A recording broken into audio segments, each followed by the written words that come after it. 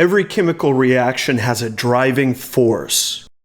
Something has to make something else happen, or, in other words, provide a reason for a chemical reaction to move forward. Now recall that an oxidation is a loss of electrons, and a reduction is the gaining of electrons. Now we could say that the reason a redox reaction is actually happening is because one of the atoms is losing its electron, and so it's readily giving it up, while the other atom is willing to accept it into its valence shell, so it takes that electron. For example, take the reaction that forms copper 2 sulfide as the product.